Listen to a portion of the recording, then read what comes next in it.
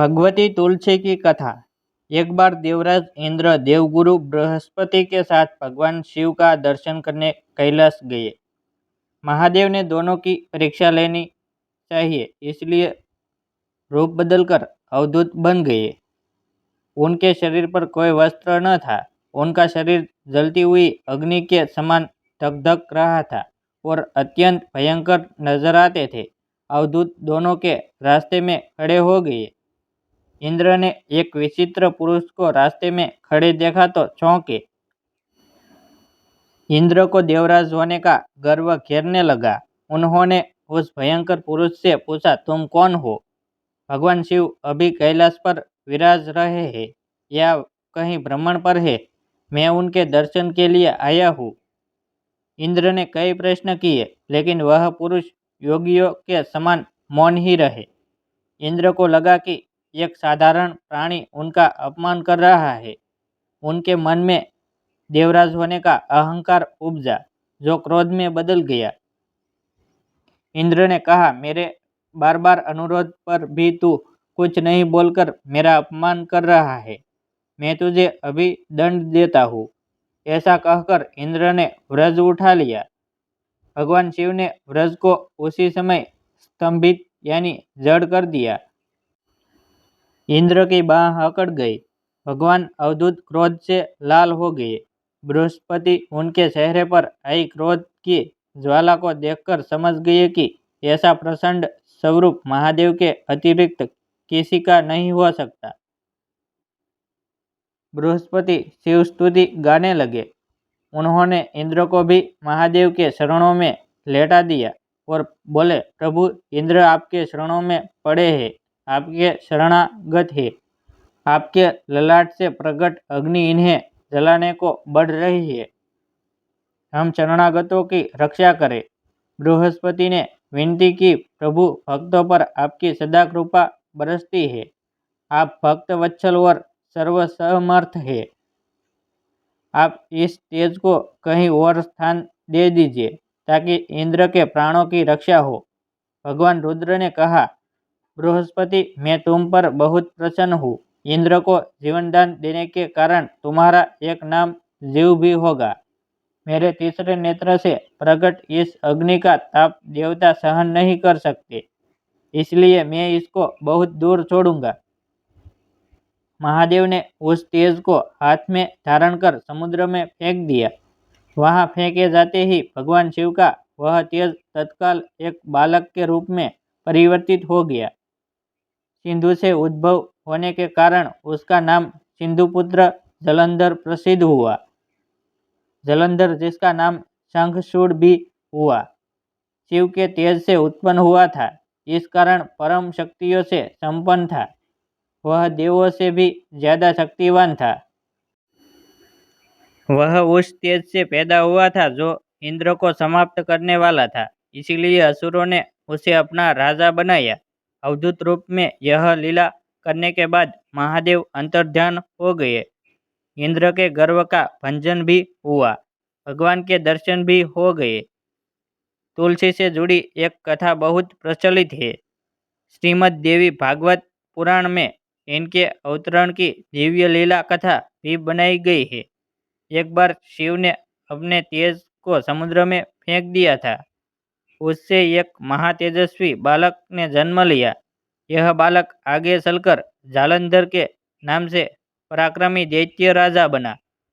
इसकी राजधानी का नाम जालंधर नगरी था। दैत्यराज कालनेमी की कन्या वृंदा का विवाह जालंधर से हुआ। जालंधर महाराक्षस था।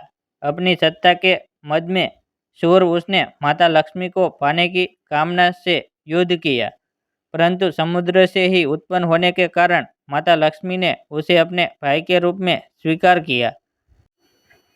वहां से पराजित होकर वह देवी पार्वती को पाने की लालसा से कैलाश पर्वत पर गया। भगवान देवाधिदेव शिव का ही रूप धरकर माता पार्वती के समीप गया, परंतु माँ ने अपने योग बल से उसे तुरंत पहचान लिया तथा वहां से अंत ध्यान हो गई। देवी पार्वती ने क्रोधित होकर सारा वृत्तांत भगवान विष्णु को सुनाया। जालंधर की पत्नी वृंदा अत्यंत पतिव्रता स्त्री थी। उसी के पतिव्रत धर्म की शक्ति से जालंधर न तो मारा जाता था और न ही पराजित होता था। इसीलिए जालंधर का नाश करने के लिए वृंदा के पतिव्रत धर्म को भंग करना बहुत जरूरी था। इसी कारण भगवान विष्णु ऋषि का वेश धारण कर वन में जा पहुंचे, जहां वृंदा अकेली भ्रमण कर रही थी। भगवान के साथ दो मायावी राक्षस भी थे, जिन्हें देखकर वृंदा भयभीत हो गई। ऋषि ने वृंदा के सामने पल में दोनों को भस्म कर दिया। उनकी शक्ति देखकर वृंदा ने कैलाश पर्वत पर महादेव के साथ युद्ध कर रहे अपने पति जालंधर के बारे में पूछा। ऋषि ने अपने मायाजाल से दो वानर प्रकट किए। एक वानर के हाथ में जालंधर का सिर था तथा दूसरे के हाथ में धड़। अपने पति की यह दशा देखकर वृंदा मूर्छित होकर गिर पड़ी। होश में आने पर उन्होंने ऋषि रूपी भगवान से विनती की कि वह उसके पति को जीवित करे। भगवान ने अपनी माया से पुनः जालंधर का सिर धड़ से जोड़ दिया, परंतु स्वयं भी वह उसी शरीर में प्रवेश कर गए। वृंदा को इस छल का जरा आभास न हुआ। जालंधर बने भगवान के साथ वृंदा पतिव्रता का व्यवहार करने लगी, जिससे उसका सतीत्व भंग हो गया। ऐसा होते ही वृंदा का पति जालंधर युद्ध में हार गया। इस सारी लीला का जब वृंदा को पता चला तो उसने क्रोधित होकर भगवान विष्णु को शिला होने का श्राप दे दिया तथा स्वयं सती हो गई। जहाँ वृंदा भस्म हुई वहाँ तुलसी का पौधा उगा। भगवान विष्णु ने वृंदा से कहा, हे वृंदा, तुम अपने सतीत्व के कारण मुझे लक्ष्मी से भी अधिक प्रिय हो गई हो। अब तुम तुलसी के रूप में सदा मेरे साथ रहोगी। जो मनुष्य भी मेरे शालिग्राम रूप के साथ तुलसी का विवाह करेगा, उसे इस लोक और परलोक में विपुल यश प्राप्त होगा। जिस घर में तुलसी होती है, वहाँ यम के दूत भी असमय नहीं जा सकते। गंगा व नर्मदा के जल में स्नान तथा तुलसी का पूजन बराबर माना जाता है।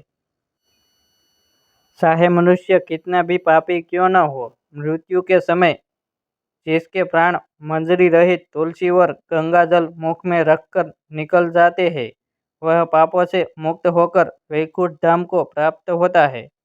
जो मनुष्य तुलसी व आंवलों की छाया में अपने पितरों का श्राद्ध करता है, उसके पितृ मोक्ष को प्राप्त हो जाते हैं।